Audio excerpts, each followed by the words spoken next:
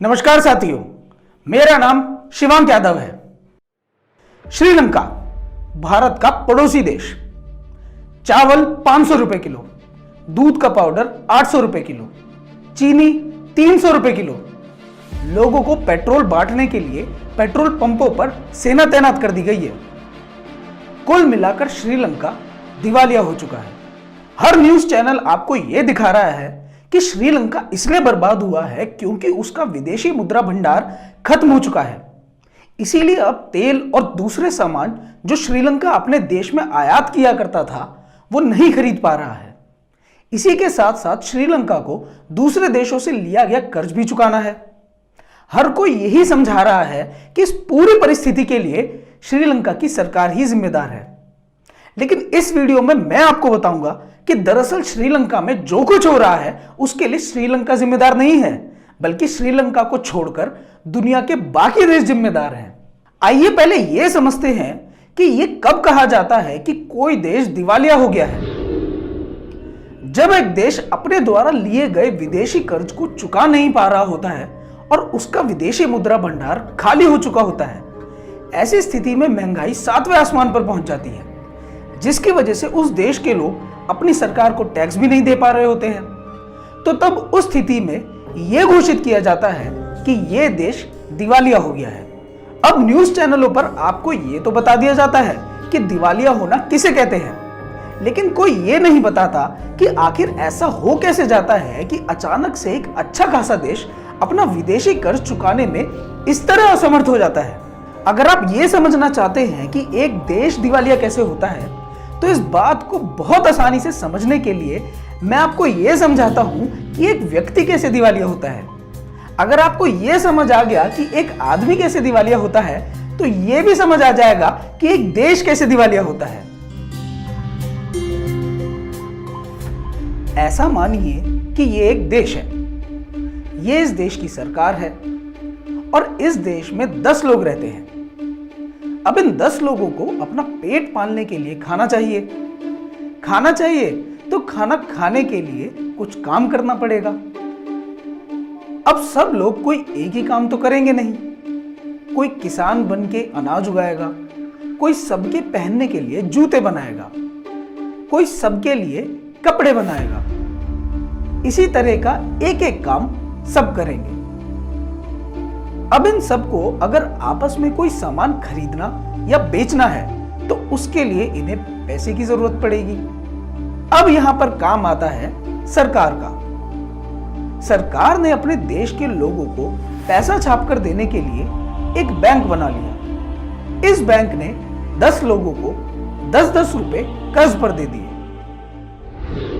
यहां पर हो सकता है आपके मन में एक सवाल यह आया होगा कि बैंक ने ये पैसे कर्ज पर ही क्यों दिए, ऐसे ही क्यों नहीं दे दिए।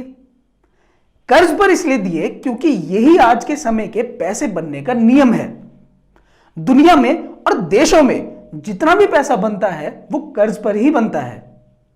इस समय आपकी जेब में अगर 10 रुपए भी पड़े हैं तो वो कभी किसी ने, हो सकता है आज से 20 साल पहले भी, बैंक से कर्ज पर लिए थे। तभी वो पैसा देश में घूम फिर के आज आपकी जेब में पड़ा हुआ है। इस बात को और गहराई से समझने के लिए आप सभी का बैंकों का मायाजाल किताब पढ़ना बहुत जरूरी है, जिसे पढ़ने के लिए आप bankjaal.com पर जाकर पढ़ सकते हैं। तो चलिए अब फिर से वापस वहीं उसी प्रक्रिया पर आते हैं। बैंक ने 10 लोगों को 10-10 रुपए कर्ज पर दे दिए और इस शर्त पर दिए कि वो इस 10 रुपए को 1 साल बाद 11 करके लौटा देंगे। अब अगर हिसाब लगाया जाए तो बैंक ने 10 लोगों को 10-10 रुपए दिए, मतलब बैंक ने कुल 100 रुपए दिए और बैंक ने वापस कितने मांगे हैं? 110। क्या किसी भी तरह मुमकिन है कि ये 10 लोग अपने अपने रुपए बैंक को 11 करके लौटा पाएंगे? नहीं। अब ऐसे में क्या होगा फिर?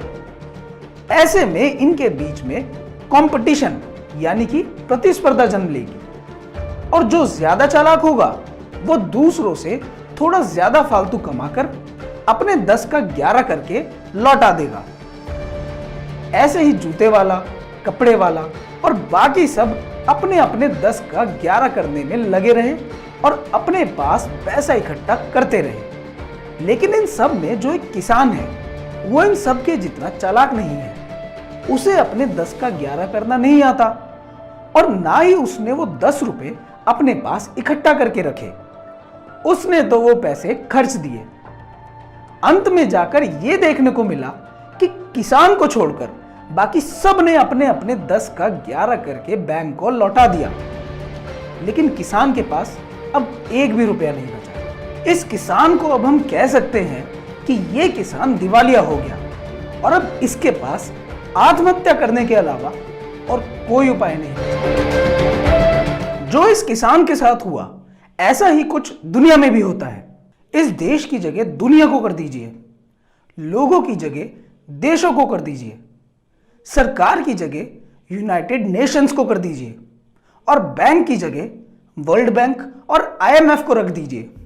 अब ये वर्ल्ड बैंक और आईएमएफ इन देशों को कर्ज पर पैसे देते हैं। जिस तरह पहले उस देश में रुपया चल रहा था, दुनिया में डॉलर चल रहा है और इन बैंकों के द्वारा पैसा भी डॉलर में ही दिया जाता है। ये पैसा मिलने के बाद देश भी उसी भागा दौड़ी में लग जाते हैं और अपने $10 का 11 करने में लग जाते हैं। चीन, जर्मनी, फ्रांस, जापान जैसे देश तो अपने पास पैसा इकट्ठा कर लेते हैं और इकट्ठा करने के बाद उसे खर्चते भी नहीं, बस अपने पास रखे रहते हैं। लेकिन ये श्रीलंका बेचारा अपने पास रखे पैसे को खर्चता रहता है और जब कोई दूसरा देश इसके जितना नहीं खर्च रहा तो कुछ समय बाद इस बेचारे देश के पास कुछ नहीं बचता और ये दिवालिया हो जाता है। अब इन उदाहरणों को अगर आप ध्यान से समझें तो आपको यह समझ आएगा कि यहां पर दरअसल गलती उस किसान या श्रीलंका की है या बैंक और दूसरे देशों की। अगर बैंक वहां पर 100 रुपए की जगह 110 ही छाप देता और तब लोगों से 110 की मांग करता तो किसान बच जाता, क्योंकि तब सबके पास बैंक को लौटाने के लिए एक एक रुपया आ जाता। लेकिन आपके मन में यह सवाल आ रहा होगा कि चलो अगर बैंक 110 छाप देता और फिर भी इन सब में से कोई अपने पास रखे पैसे को खर्चे ही ना, तो भी तो देश में पैसे की कमी हो जाएगी और फिर से किसान की जान पर बनाएगी। बिल्कुल ऐसा हो सकता है। ऐसे में बैंक को यह करना चाहिए कि अगर किसी ने अपने बैंक अकाउंट में काफी अधिक पैसे जमा कर लिए हैं और काफी समय से वह उन्हें खर्च ही नहीं कर रहा, तो पैसे ना खर्चने पर उस जमा पैसे पर ब्याज मिले नहीं बल्कि उल्टा देना पड़े, क्योंकि जब तक कोई पैसा खर्चेगा नहीं तब तक दूसरे व्यक्ति की कमाई कैसे होगी। अर्थव्यवस्था में पैसे का काम बिल्कुल उसी तरह होता है जिस तरह शरीर में खून का काम होता है। अगर खून लगातार दौड़ता रहा तब तक तो शरीर जिंदा है, लेकिन अगर कहीं खून रुक गया तो मौत का कारण भी बन सकता है। उसी तरह पैसा भी चलते रहना चाहिए।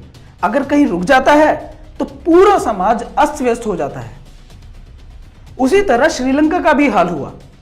श्रीलंका ने तो वो ही किया जो उसे करना चाहिए था। उसने तो कर्ज लेकर उसे बराबर खर्च दिया। लेकिन दूसरे देशों ने क्या किया? कर्ज तो लिया लेकिन उसे बराबर खर्चा नहीं। उन्होंने खर्चा नहीं तो पैसा समाज में नहीं आया। समाज में नहीं आया तो श्रीलंका की भी कोई कमाई नहीं हुई। कमाई नहीं हुई तो श्रीलंका अपना कर्ज वापस नहीं चुका पाया और धीरे धीरे उसका इकट्ठा किया हुआ विदेशी मुद्रा भंडार खत्म होता चला गया। अब आप लोग ये बोलेंगे कि इस बात का समाधान क्या है? 3 बातों से इस तरह के देश को दिवालिया होने से बचाया जा सकता है। सबसे पहली बात, अंतरराष्ट्रीय व्यापार को डॉलर मुक्त किया जाना। अमेरिका और ये यूएन जैसे संगठन ने दादागिरी करके पूरी दुनिया में अंतरराष्ट्रीय व्यापार करने के लिए डॉलर को ही मान्यता दिलवाई हुई है।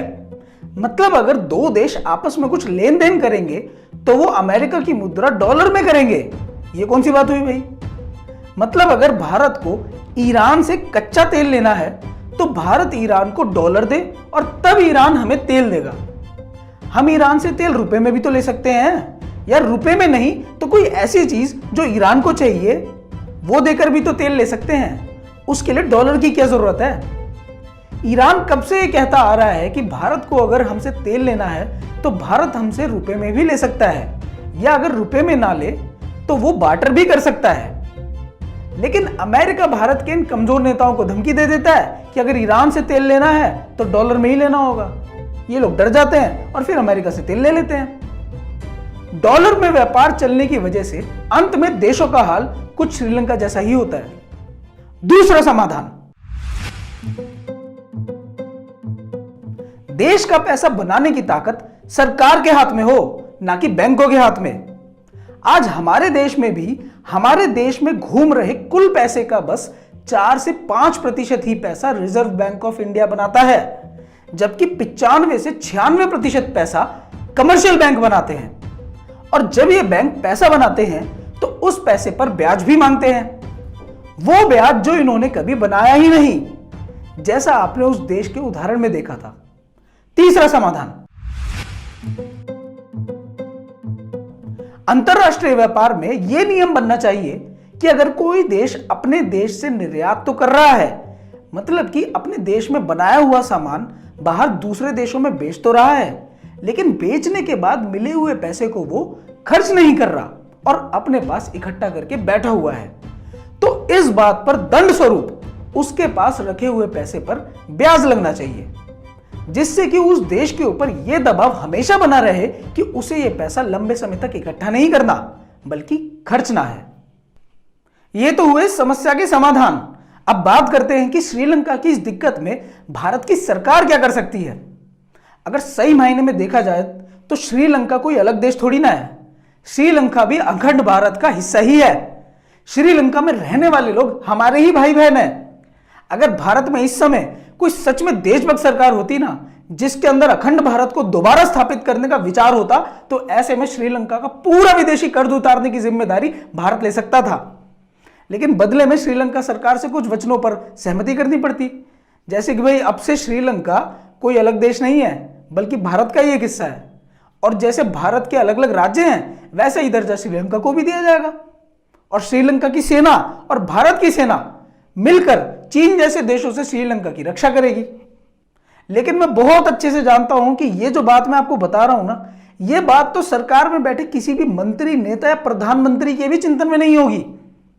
जिसके मन में निरंतर अखंड भारत का चिंतन चलता है ना, वो ही इस तरह के विचार कर पाता है। मिलते हैं अगली वीडियो में, तब तक के लिए नमस्कार, वंदे मातरम।